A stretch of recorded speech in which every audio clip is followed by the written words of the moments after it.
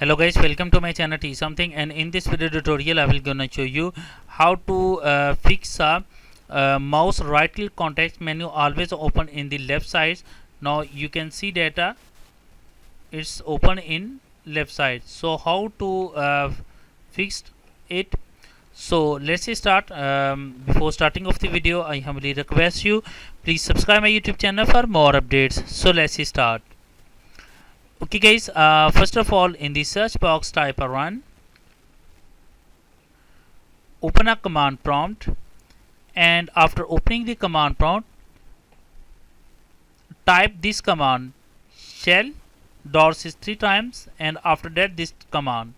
So I copy it and paste it, click on OK button. After that, now you can see the new dialog box is open. Tablet PC settings, go to your others and click on a left handed, click on apply and OK button. Now you can see data is shift into right side. So I hope your problem is fixed. I hope this video is helpful for you. Thanks for watching and please subscribe my YouTube channel.